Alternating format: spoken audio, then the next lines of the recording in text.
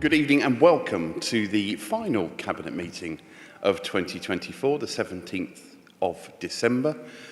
Before we move to the formal agenda, there's 4 bits of special updates I want to give colleagues this evening. Firstly, I want to congratulate our new Director of Public Health, Dr. David Whiting, who's now been appointed. Teresa, did you want to add a few comments on David's successful recruitment? Yeah, thank you very much. It's a prestigious position. We're delighted that we've been able to recruit David, who of course was our Deputy Director of Public Health and who led the department in the period, very sadly, when we lost James Williams earlier in the year. So congratulations to David. He's got lots of plans. He's going to have a laser focus on health inequality and preventing poor health, and everybody across the council is looking forward to working with him. So thank you, Vince. Congratulations to David and to everybody who took part in appointing him, which was a cross-party unanimous decision. Thank you very much, Teresa. My second update for colleagues before we move to the agenda. In the last 24 hours, we've received the resignations of 3 of our colleagues, Tris Osborne, Lauren Edwards and Nashaba Khan, all of whom served brilliantly on this council. Of course, since May last year, until their election in July, were part of the cabinet. I want to publicly say to them a huge thank you for their service on this council. They've made a huge contribution both in opposition and in control since last May, and we're really pleased that they'll be continuing to be strong advocates for Medway with their roles in Parliament, and I thank them for their service.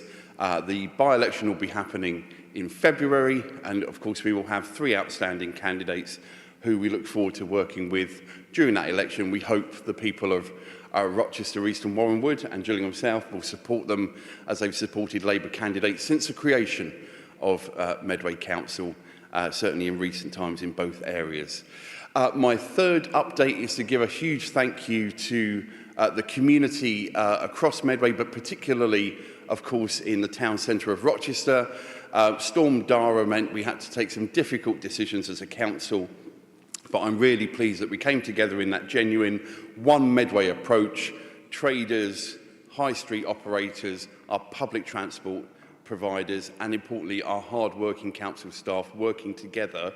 And I understand it was so successful, there's been a centre spread today in The Guardian. I'll be picking that up from my local shop before we finish tonight. So do have a look out for that. And again, a huge thank you. I think some really positive lessons to be learned about moving forward. And then the final thing I wanted to comment on before we move to the substantial agenda that we have tonight, substantial and substantive, was of course the publication yesterday of the White Paper. That is a huge moment for us here in Medway, across Kent, and indeed the whole of England. Makes a huge, clear message from our new government that they want to take powers from Whitehall and place them into the hands of communities. I've had a number of meetings, as well as Teresa, in meetings throughout the last 48 hours. Those meetings will continue over the next few days and beyond. We're working collaboratively with colleagues across political parties wherever practically possible, and so far there has been consensus. We'll see where the journey takes us. It will be a challenge, but from my perspective, I'm very, very clear. We want to bring as many resources and opportunities for controlling our communities away from central government and to our communities as practically possible. Of course, we'll keep all councillors fully updated. Most importantly, we'll keep our staff, our hard-working staff, updated. Myself and the Chief Executive put out a message yesterday, and of course, as we move forward, we will be looking carefully at the information that we receive. I've already received in the last 24 hours 2 letters from the Minister, Jim McMahon. So we will keep everybody informed. Thanks to colleagues for their support in the conversations we're having, and rest assured we will always do our very best to keep everybody informed in this very fast-paced situation we find ourselves in. So thank you to everybody for their support with that. Moving forward, let's move on to the substantial agenda, substantial and substantive, again, agenda we have tonight. We have 1 apologies for absence, and that's from Luella. Are colleagues content for me to sign the record of decisions of the meeting of the 19th of November? Agreed. Thank you. Are there any declarations of disclosable pecuniary interest and other significant interests this evening? I've not been made aware of any, so that's great, thank you. That takes us on to our first substantive item, the Local Development Scheme. Simon, over to you. Thank you very much, Vince, and thank you, colleagues. So this is the Local Development Scheme refers to our local plan. something that will be quite severely impacted, or severely sort of impacted in different ways by the new devolution that's coming our way in due course. But in the meanwhile, we are tasked with producing a local plan, and the local development scheme is the statutory document we need to produce that gives you an update on the programme and timetable for the development of the plan. So where we are at the moment is that we've had two major public consultations under the Regulation 18 of the local plan process. Both looked very substantial, very successful. We're processing the results of those public consultations at the moment. Just to remind colleagues that our current local plan is well over 20 years old now, and there's been a number of attempts to write a new one which failed under the previous administration, and we are absolutely determined to take it forward. The local development scheme sets out this timetable for the next major stage of the development of the plan, which is the Regulation 19 stage. This is when the draft plan is published, and for representation from the public and organisations generally, and then the whole plan then is forwarded to the local plan inspector for examination before its adoption. So that's the process that we're in the middle of at the moment. And it's important to note that a current government is absolutely determined to get local plans through. They've made this very clear from the start. Local plans are a way of giving local authorities control over development in their areas. They stop speculative developments from happening, and it also gives surety and certainty to business and developers as to what we want in our area for investment purposes. So it's a really positive step forward to help with growth and inward investment for Medway to get this done. So it's a very exciting process, and the government is supporting us through this and wants us to get it done as quickly as possible.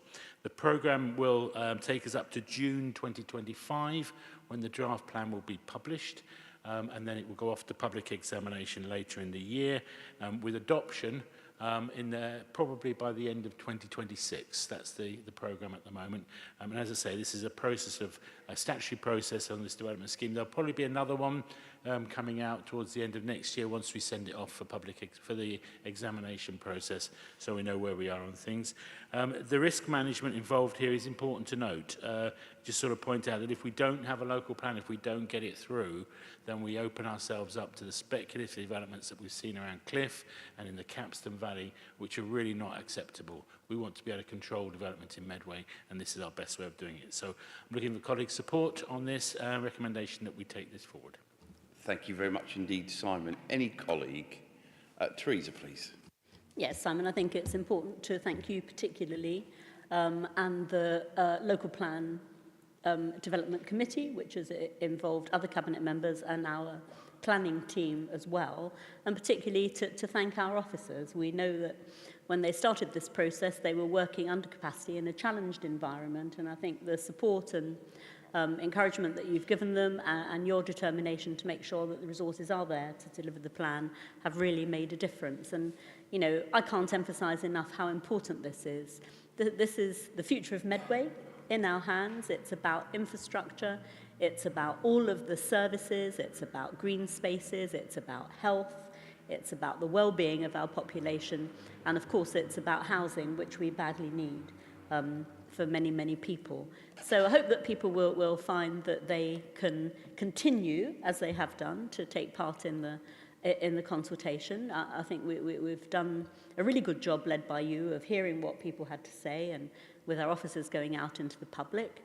Our leaders undertaken to read all of the representations, and many others of us will join him. And if we can keep to the timeline, or even go a bit quicker, that would be amazing. Thank you very much, Teresa. Before I come back to you, Simon, a couple of bits on this. Firstly, I was pleased to receive indication from officers that those representations are nearly in a format where I can go through them all, and I have committed to that publicly, and I genuinely look forward to that. I think it's important to hear the voices directly from the local community. But people often say, what does success look like for the Labour and cooperative administration? Well, delivering a local plan, but not the local plan for the sake of it. I want there to be less 30 and 40-year-olds living in parents' bedrooms by the end of our administration. That's what success looks like. That's what this plan will help deliver.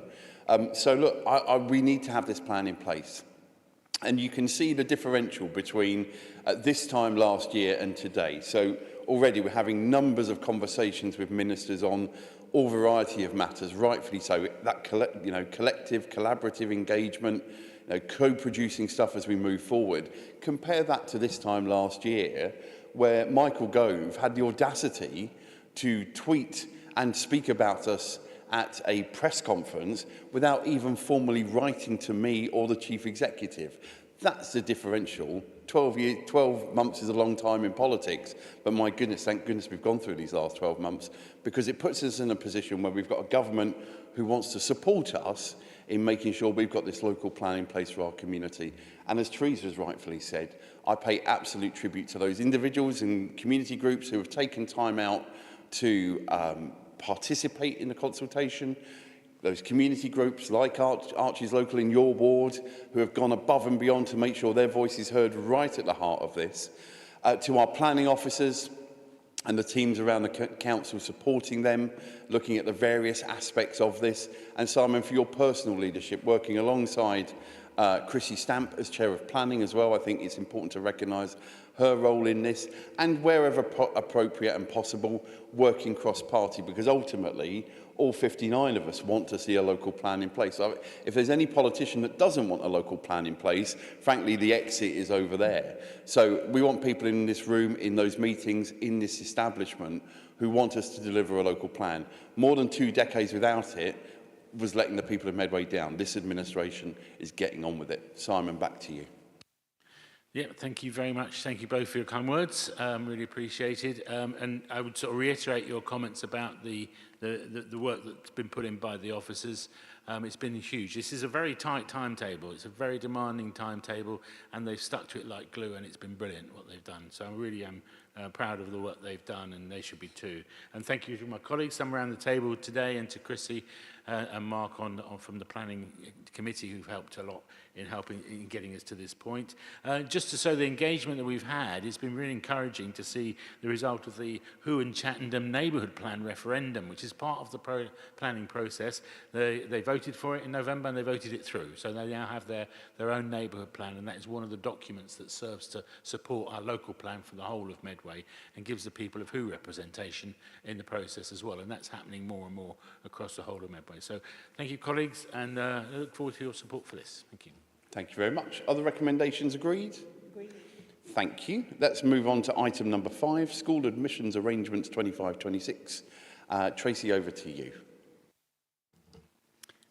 Thank you very much. This is a very straightforward report on proposed changes to the schemes for primary and secondary schools admissions in 2026-27.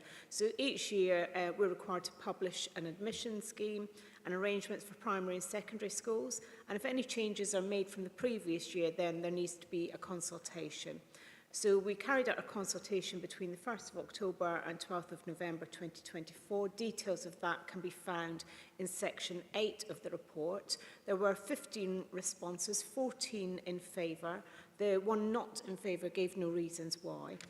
The recommendations set out in section 1 of the report ask Cabinet to note the consultation and agree the amendments to the admissions arrangements for 2026 as set out in section 5 of the report. For secondary admissions, this is a revision of dates to fit the 2026-27 admission timeline, and that the coordinated admissions process for year 7 ends on the 31st of August rather than the 31st of December.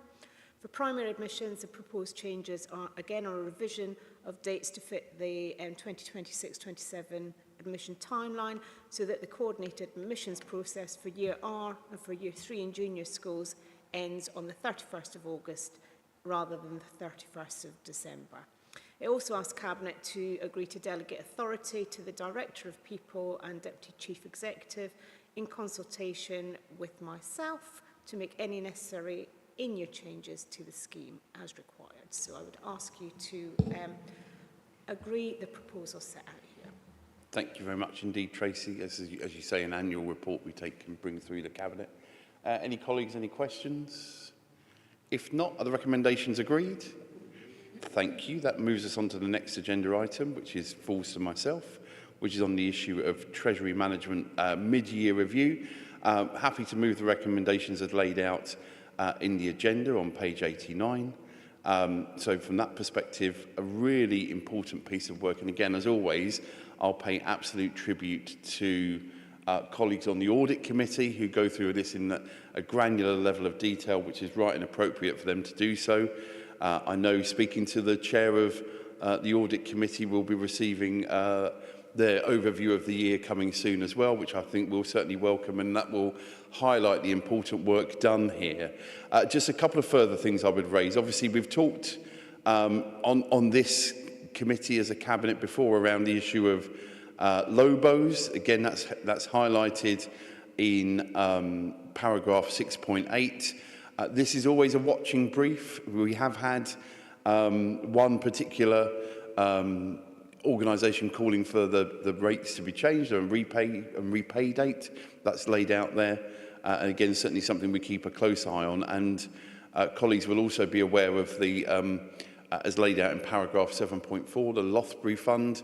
Of course, we are looking in our non-operational portfolio. As colleagues will recall, we've already brought that through Cabinet, and some of our investments are seen through that particular lens.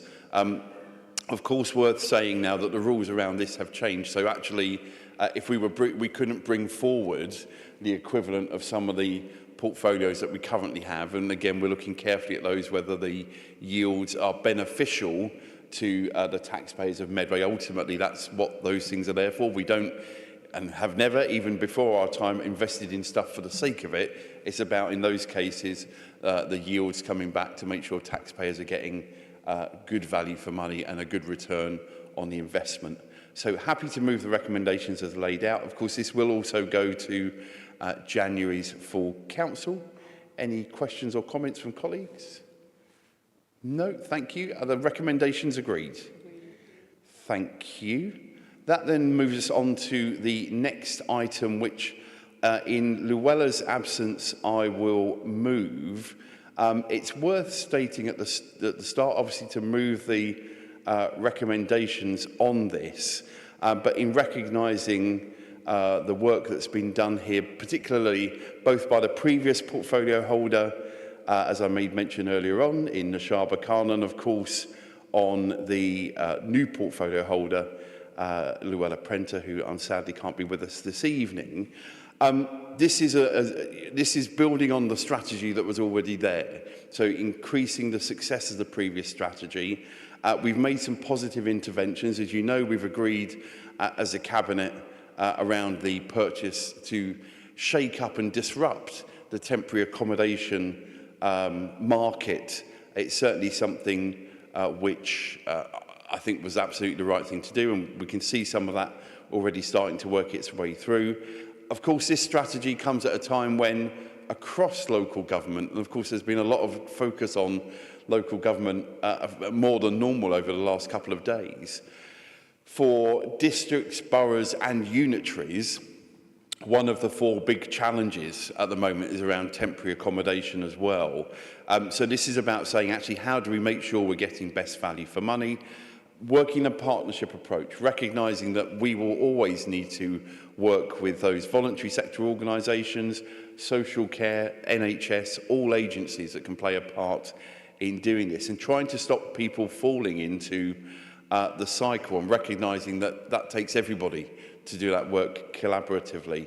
And one of the things I would like to mention in particular, because I was there for it when it happened, they used a really innovative piece of actually legislative theatre, which was, again, if you want a really practical example of co-production, these are people who have been through various processes, sharing their experiences, and actually there are parts of this new strategy which directly relate to that process, and that came as a result of that. So again, this administration, not saying on high we know best, working with those wherever they've been, wherever they've come from, working with them, collaborating with them to bring forward strategies that will help tackle this issue, which is quite clearly a national issue. You just need to look at the financial statistics around temporary accommodation.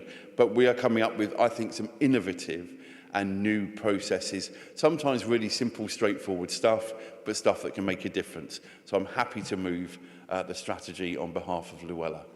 Any contributions? Teresa, and then Simon. Yeah, thank you for that. And I pay tribute to Nashaba Khan MP and actually very much to Councillor Llewellyn Prenter for taking up the mantle as a new portfolio holder at a time when this has been a very fast-moving and innovative strategy. And I just want to draw a bit of attention to the innovation associated with this. Not only have we shown the determination to purchase temporary accommodation because we want people to have decent standards, and we had a huge over-reliance on bed and breakfast and those kinds of things under the previous administration. It's so important for families who find themselves in this unfortunate situation to still be able to work, to still be able to have access to school, and particularly to provide stability and privacy for their families, with a real focus on children. But what I think is especially good, and I do praise everybody that works in the Rough Sleepers team and the homelessness prevention team, is that we don't stop at the provision of temporary accommodation. I had the pleasure the other morning when I was coming into Gunwharf to see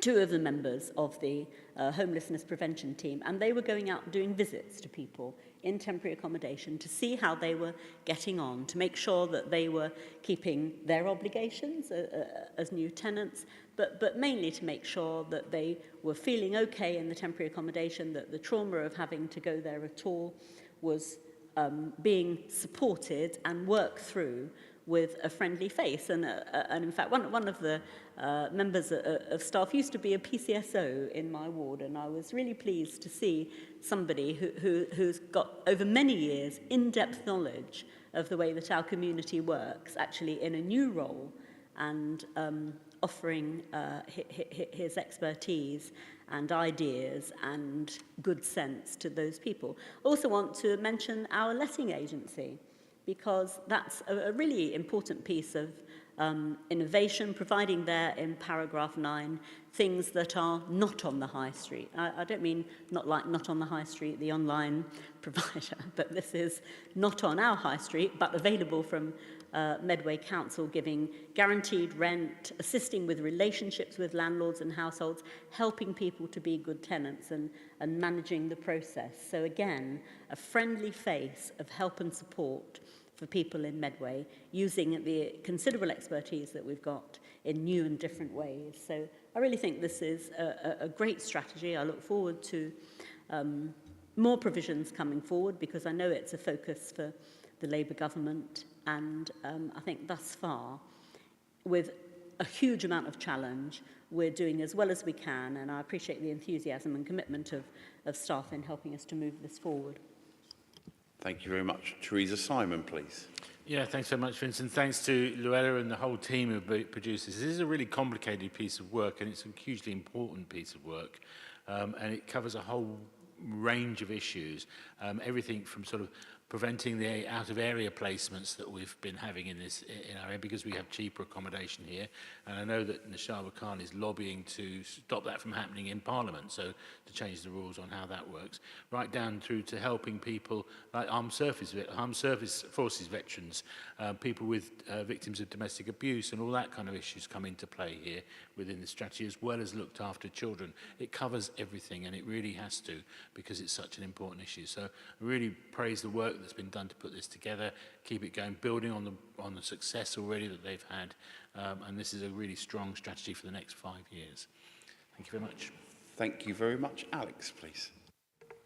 Thanks, Vince. Yeah, this is one of these issues which I'm always on my mind, but never more so than when we're celebrating things like Dickensian Christmas weekends, and thinking about the less fortunate in our society. And it's always troubled me as a councillor for Rochester, that sort of level of merriment which sort of takes place almost in stark contrast to some quite sort of vulnerable individuals who we still sadly see on our high street in situations which Charles Dickens would have recognised. But I think what he would not recognise in the way that we deal with this now is the level of care that is given by our rough sleeper team, and the expertise which they show that, you know, when we get in touch with them as members with concerns about a particular issue in our ward, I'm always struck by how well they know the area, but not just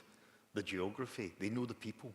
They know who you're talking about, and they understand some of the challenges they're facing, and they're sometimes able to explain help that's been offered in the past and what they're doing. So I think that's really heartening that does take place, and I can think of a couple of examples in recent weeks where they have been really responsive in working alongside the community safety team, for example.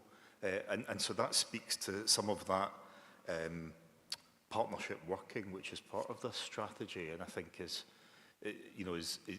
good to have it written down here, but I would argue that it's already happening, and it's what you would expect, that one hand knows what the other hand is doing within the council.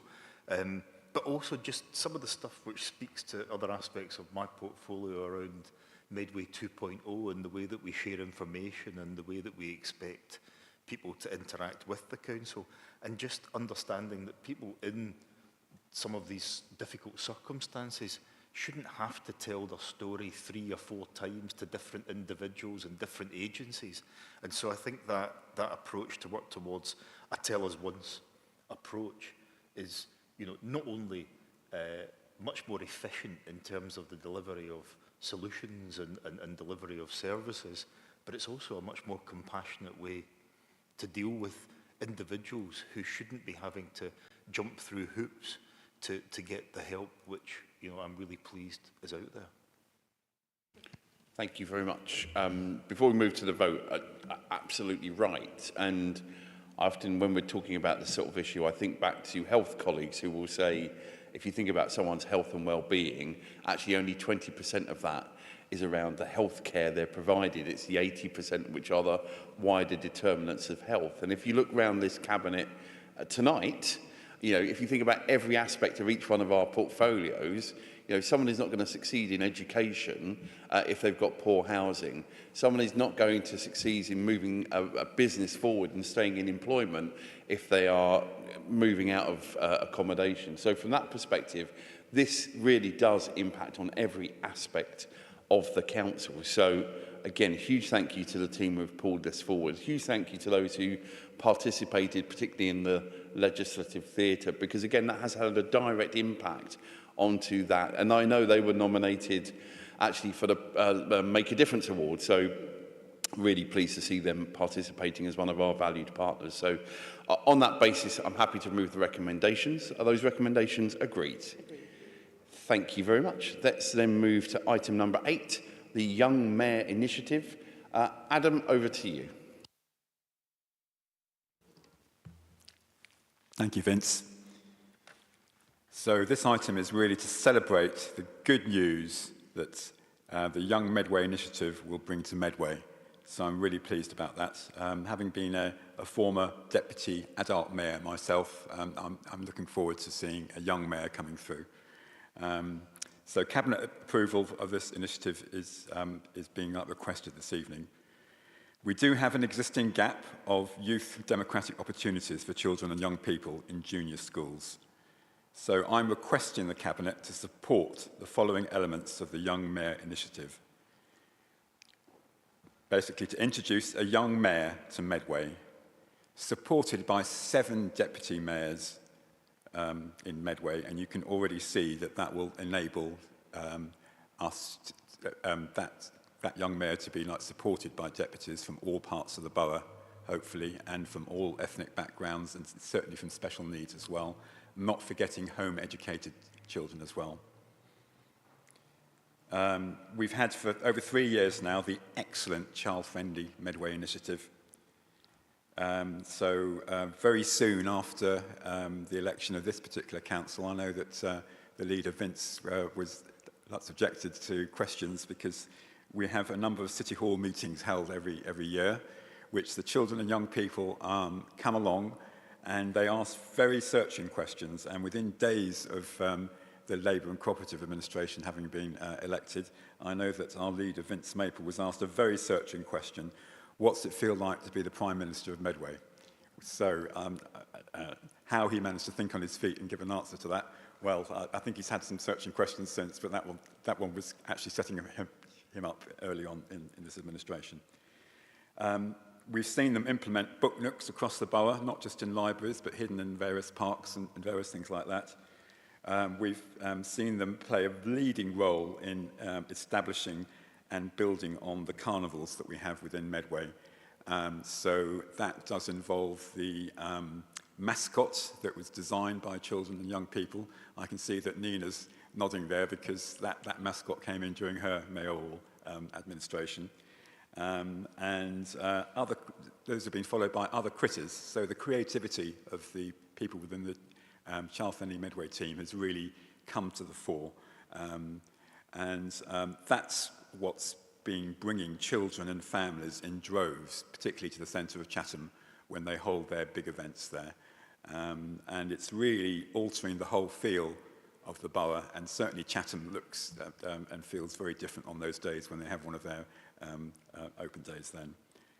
I particularly enjoyed an open day in the summer that was held over at Who on the peninsula, and again there families and children came within their droves. It was a particularly hot day, but I spent most of that day on the Medway Parents and Carers tent, as it were, so I was shielded a bit from the sun, and I heard firsthand the views and questions coming from Medway parents about young children's concerns and issues. So the Young Mayor Initiative is a great way to empower children and young people to amplify their voices, and it'll push Medway closer to its goal of being a child-friendly city. Also be the opportunity for children to have a leadership role in their community, in our community, and encourage and promote a knowledge of Medway Council's role within the community. It'll introduce children and young people to democracy from an earlier age, voted for by children and young people in their, representing their voices. And this, whilst it's been implemented already in other parts of the country, it's actually come forward as a suggestion in the various postcards which are filled in at each of these City Hall events as well. So it is a homegrown initiative as well, and it will be unique within Medway. I think it's going to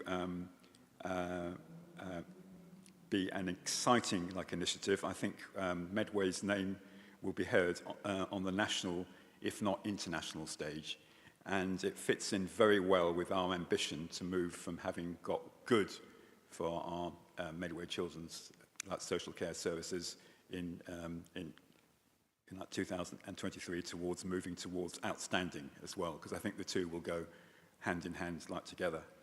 Obviously, I need to talk about finances.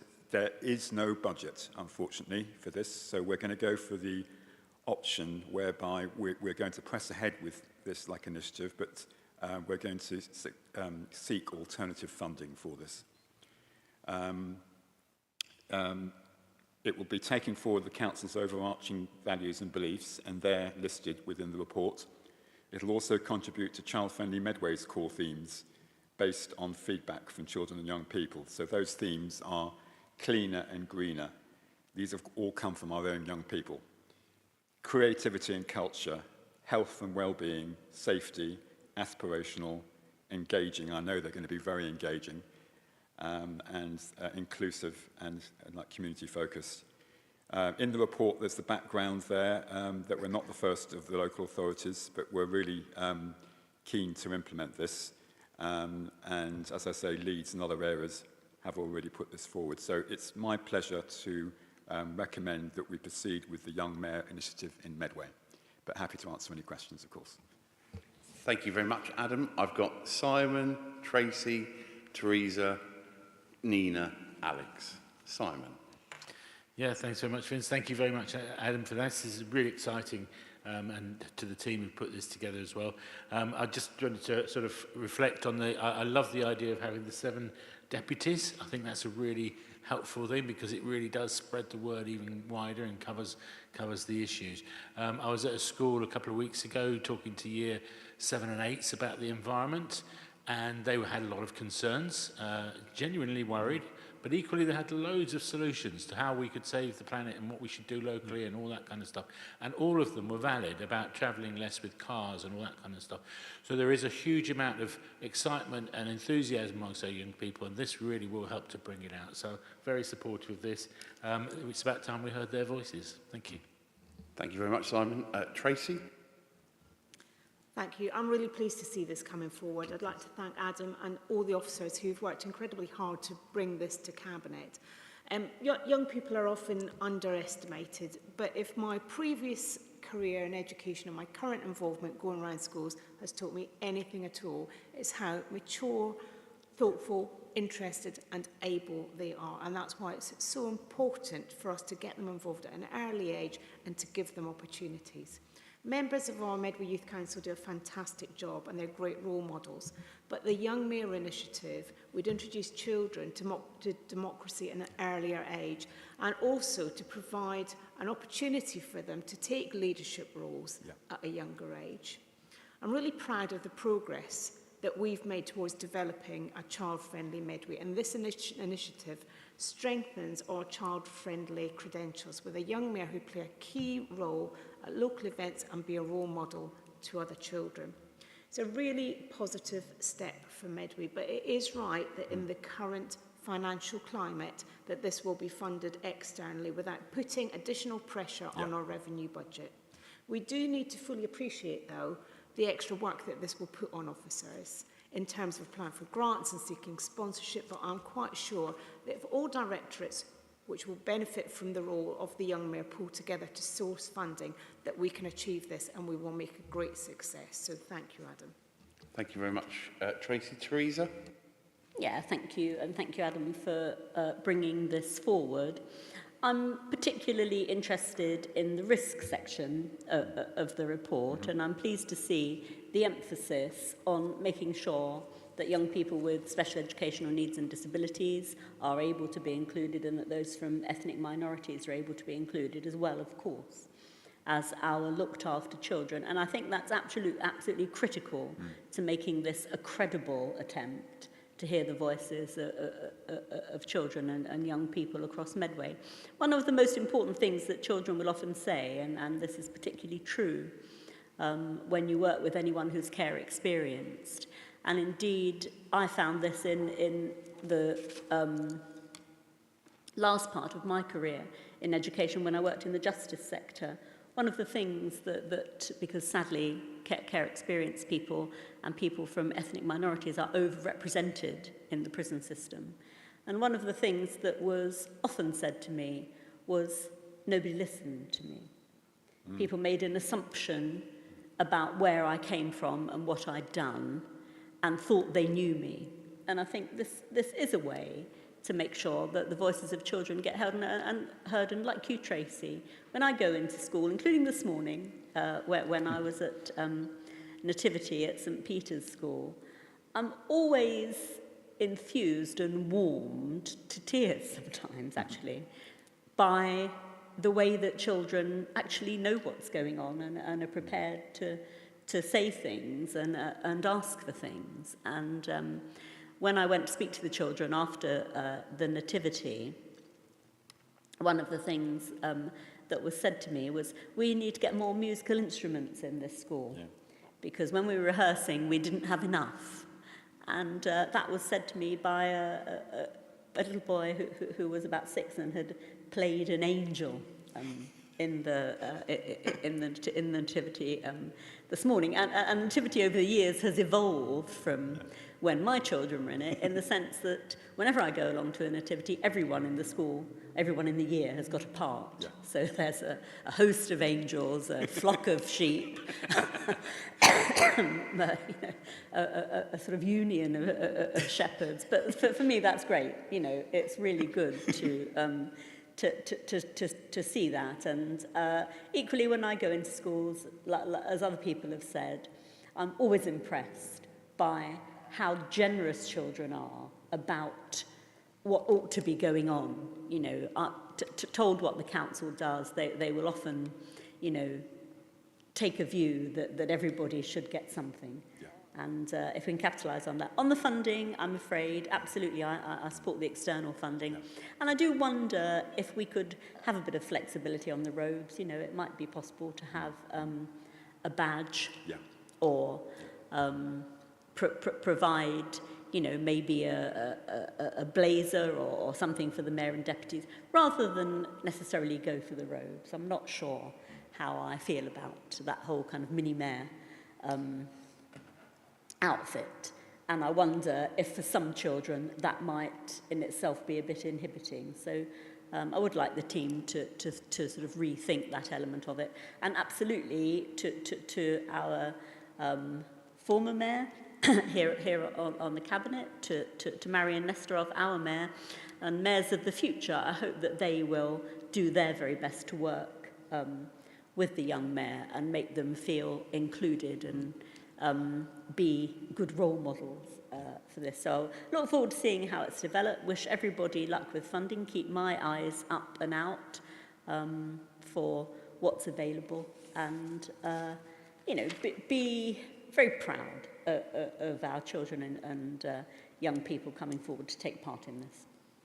Thank you very much, Teresa. I'm now thinking about a union of shepherds. Other trade unions are available. Nina.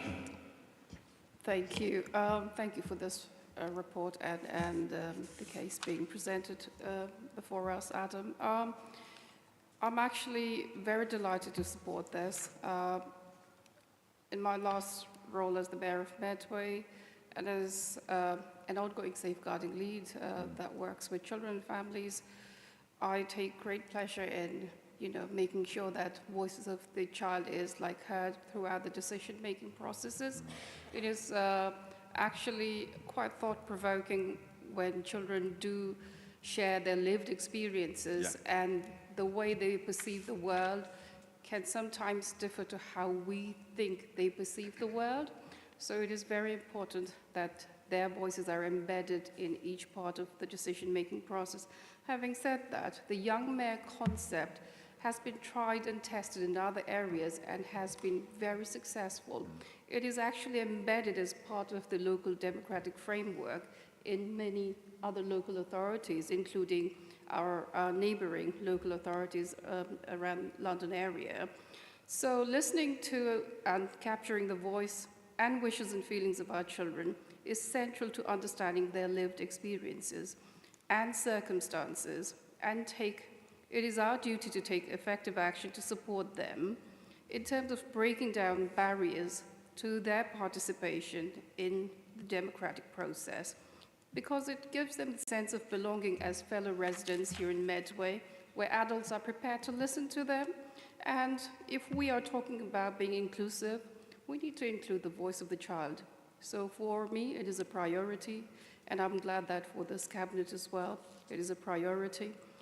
Children's right to be heard and have their views taken seriously has been established within Article 12 of the United Nations Conventions of the Right of the Child. And as local authority, we are going a little bit further so that they too can contribute to our decision making. How fantastic is that? Empowering children to make sure that their voice is heard is really a step in the right direction. It does bridge the gap in terms of us hearing their perspective on policies that we as adults sometimes make that is actually aimed at them. And actually sometimes when you listen to children, they listen to their peers, or they can relate more to their peers. So it is important that if we give them an elected figurehead that they feel they can relate to better, and that they feel that they can aspire to become one as well, it's great to actually promote that sort of aspiration in our children, and to build their confidence, to help them think critically, to take on leadership roles, hold adults to account. I think this is all a fantastic idea. So I'm very, very happy to support this. Yes, with regards to funding, as my colleagues have already mentioned, there is this issue, but I think there has been further discussions as to how, and actually I heard that there has been some interest from organizations who wish to support this. So I really hope that this will take this will go forward.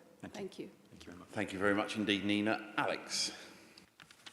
Thanks, Vince. Yeah, I agree with colleagues that children have a valuable contribution to make to society and discussions on so many important issues, and that's something that I know as a father.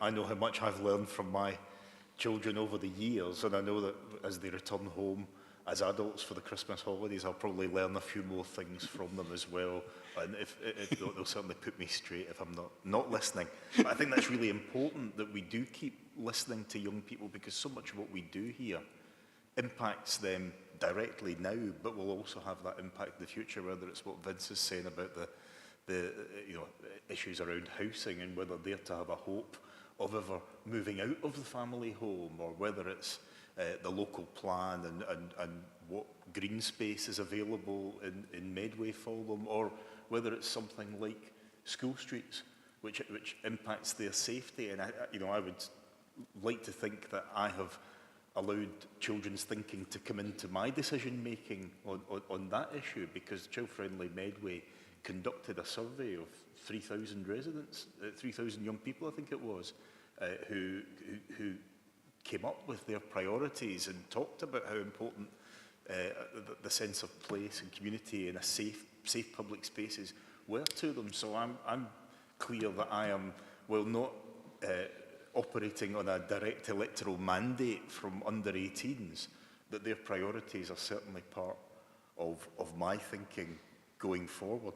And I share their ambition for our area. Just one final sort of note of caution, because I do think that sometimes when you have these school councils or levels of democracy for young people, they sometimes can be self-selecting groups. Bluntly, it's the sort of thing that I would probably have done, and I would caution that isn't always a good thing. It will surprise no one here that I was the sort of kid who would have put their hand up all the time in class, but I had peers who would never put their hand up, never put themselves forward for anything. And so I think we should always be mindful of the fact that in that self-selection there are people who might be better qualified or with a great contribution to make, who might be a bit backwards at coming forwards.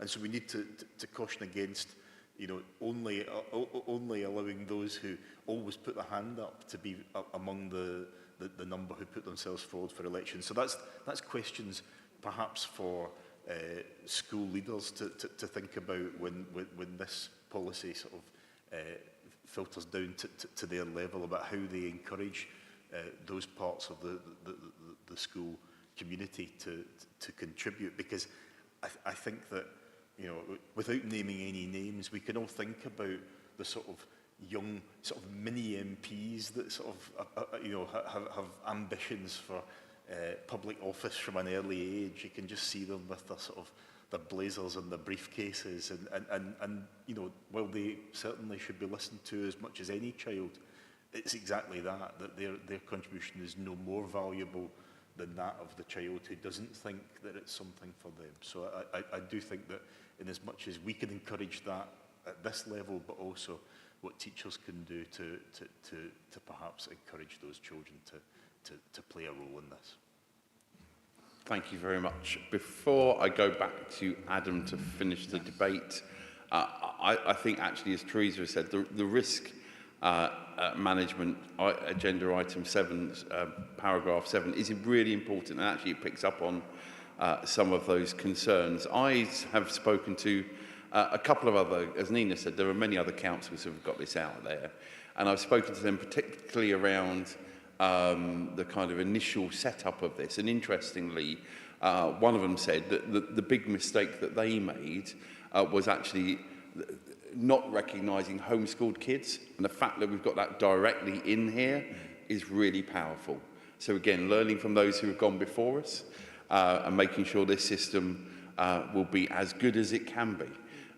Absolutely, I will recognise the 7 areas which again have come from children and young people: cleaner and greener, creative and culture, health and well-being, safety, as you rightfully say, Alex, aspirational, engaging and inclusive and community focused. That's what, not what we want, not the 10 of us, but actually what our 63,000 young people and the people who have contributed to that, those young people have said, this is what we'd want this to look like. It is right to say, and there has been some interest in this in the media and elsewhere, for the absolute avoidance of doubt, this is something which regrettably, and it is regrettably, we are having to take an approach of saying it will move forward when we can find that external funding. It's the right thing to do in the current climate. But as Nina rightfully says, and you know, I'm hopeful that there'll be a number of organisations, maybe some watching tonight, to see this debate, and they will feel that they value the voice of the 63,000 young people of Medway, and they may want to support us in making sure that voice is heard. I think around the granular detail of some of the practical issues Therese has raised, again, that's for conversations outside of here. That's not within the recommendations tonight, but I know officers will be looking on carefully to make sure that's considered as well. When Ofsted said children matter in Medway, that was great to hear. It made me very emotional when I heard that for the first time. But we can't just go, that's great, let's move on to something else. No. We've got two things we need to do. I was proud of that, but there's more to do. There's absolutely more to do. And this programme, along with others, along with, you know, securing permanency in our workforce, and it's not about saying you can do a binary choice of one or the other. To move forward for our most vulnerable children, we should be doing both and more, but recognising we're doing that within the context of very challenging financial circumstances. So I'm very pleased to vote for this tonight. I think this is a great way forward. 7 deputy young mayors will mean that the workload is shared accordingly. That's important, and that will aid in making sure that we've got a diverse geographically and all of the other protected characteristics and more that we would want to see across our Young Mayors initiative in Medway. So I'm very pleased to be supporting this, and I think contributions from colleagues across the Cabinet tonight have been incredibly helpful, so thank you for those. Adam, back to you. Thank you, colleagues, and yes, I was heartened by every one of you with examples which you sort of came up with from your own portfolios, etc., as how this is going to complement what you're doing. So from Simon and the environmental side of things, I know about that from having celebrated the 100th sign of safety or the youth signs, which all of those, when you actually look at them, actually pictorially like depict like some of those things which they're concerned about. They don't want dog mess, they want the place to be cleaner, they don't want to see litter, and you know, and they want more green spaces, etc. So this will be another way of being able to enhance those graphic images that we've seen like coming up around Medway, because we've got over 100 signs of those. And then obviously from like Tracy, hearing about how it's going to give them the opportunity to practice and take forward leadership roles. I'd like to see in a few years' time it's like complementing the like Duke of Edinburgh award schemes. So you know, to actually supplement that at an early age, that they could maybe have something on their CVs as they go forward from the experience that they'll get through their time as a mayor or a like deputy. Care experienced people, ethnic minorities, definitely by having those 7 deputies, there'll be ample opportunity. And I'm also heartened by the fact, because I'm pretty sure that there was a number of younger viewers that took part in the votes for Strictly over the last weekend when we saw Chris and Diane coming through, a disabled deaf adult being able to stretch and to really hearten all of us on a dark winter evenings with his prowess and capturing our hearts and our vision for the future. So it's my like pleasure to formally move that we adopt the Medway Young Mayor Initiative. Thank you. Thank you very much. Adam, is the recommendations agreed? Thank you. Let's move on to item 9, variation to Hackney Carriage Tariffs. I know I was going to get that wrong. For Christmas 24, New Year's 25. Alex, over to you. Thanks, Vince. Yeah, this is an item which appears very last minute, as I think it has done for quite a few years previously. It's something that comes to Cabinet around this time of year simply because of the way that our our Hackney Carriage tariffs are set, and the way we currently conduct those reviews in quite an ad hoc way. So the request for special tariffs for Christmas and New Year this year has come in last month. It has gone through the statutory process of consultation, advertising and request for comment. There were no comments, which doesn't surprise me. These are not new tariffs as such. They simply replicate what has been agreed previously. What I would say is that going forward, we are looking at a new system whereby reviews of Hackney Carriage tariffs take place on a regular two-year cycle, and those tariffs would include Christmas and New Year tariffs within that agreement. So rather than us a bit like the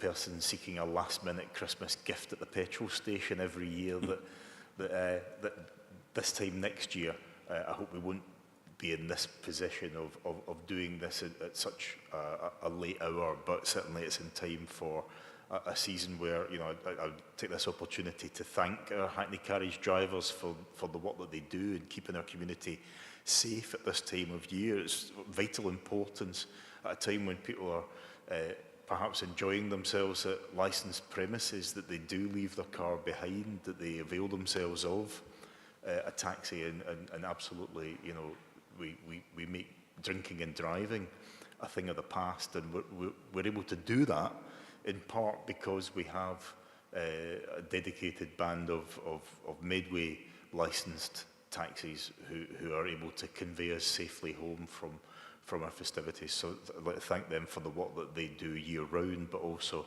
for the work that they will do over the next few weeks, perhaps sometimes with challenging customers, dare I say, but that they will do so cheerfully and the terms set out in this report, and also to thank everyone who will be working over the Christmas and New Year period in various forms of service. So whether it's taxi drivers, bus drivers, council staff, keeping everything around Medway moving in the festive season. So I'm happy to take any questions and comments, but otherwise I recommend the new tariffs are accepted. Thank you very much. Teresa? Yeah, thank you, Alex. And I think the comments you made about regularising this and not doing things at the last minute are really important. And I'm pleased that you're across that. And as somebody who regularly uses taxis as a non-driver, I'll add my thanks to the local trade for getting me to places largely on time. There might be a greatness to my lateness, but for them, they normally arrive when I ask them to. And I think it is important to remember that particularly, not just over the festive season, but for example, when we've had snowy periods and other difficulties with weather, the taxi trade are always there, helping the community. And during COVID, they adjusted their working practices to keep everybody safe. And I think the things that you said, Alex, about really making sure that people have got a safe alternative to help them avoid drinking and driving is absolutely crucial. But also, from my point of view, for the safety of women and girls. And I do urge people watching to use a Medway licensed taxi if they're calling one, because we know who the drivers are. We know what sort of condition their vehicles are in. And if anything goes wrong, we can quickly trace them and put it right. So from me, that's a kind of safety message that I'd urge everybody to pay attention to. But because I think, you know, if you are a woman or any vulnerable person, being able to get into a locally licensed taxi and know that they know the area will get you home safely and quickly is really important. So happy Christmas to everybody who's working over the period, as you've said. And I hope that when the festivities finish, people will take a rest and celebrate accordingly. Thank you, Teresa. Before I go back to Alex, I agree. Again, like your good self, a regular user of our brilliant taxi service. I'm always proud to use a Medway taxi. I have never used an Uber in Medway. I will not use an Uber in Medway. Uber are not licensed in Medway. I'm very clear on that, and we will continue to work hard on that. I know yourself, myself, and the chair of the licensing committee, Dan MacDonald, are starting dialogue with TfL, particularly with the Deputy Mayor, Seb Dance, and I'm hopeful for meeting with him early in the new year, because again, part of the reason I support our taxi drivers is because they play by the rules.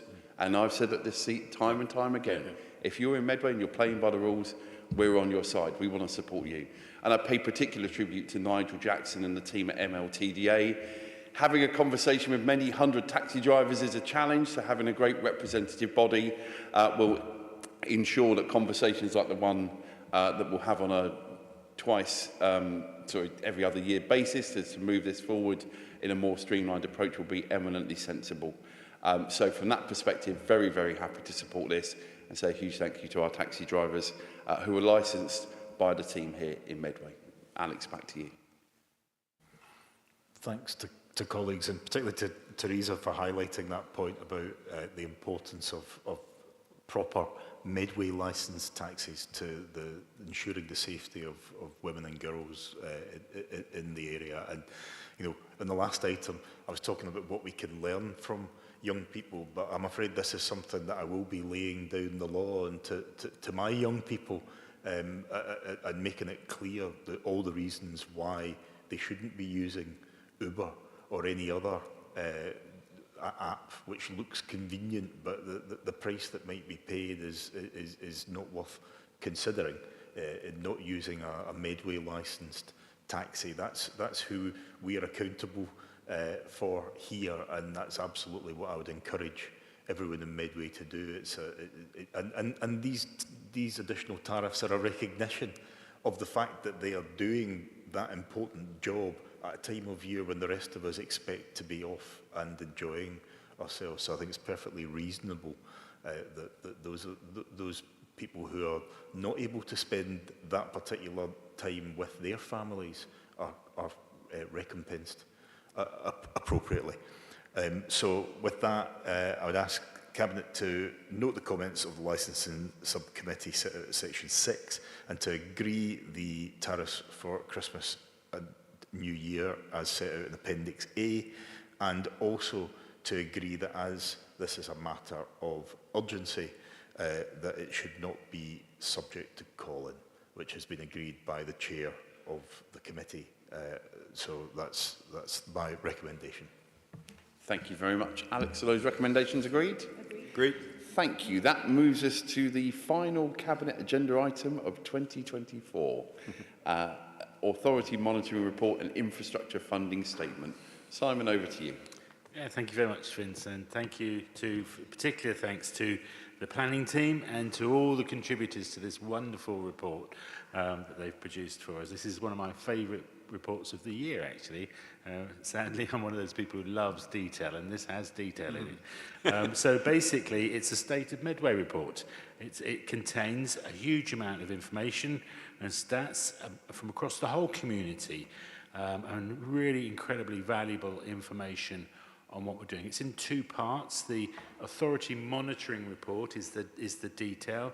It's things like population statistics, the social economic trends, our environmental indicators, and I'm going to make a really bad pun saying it goes into granular detail here, providing aggregates assessments as well. So there you go. But one of the nice things in here, there's a number of really fun stuff in it, and a lot of really fun stuff in here, but one of the key things, and I think this shows how without making too much of a trumpet for ourselves in this respect, how we're delivering things, the house building figures are in here. This year we built 13,000 houses, just over, which is the most has been built in Medway since Medway was formed in a year.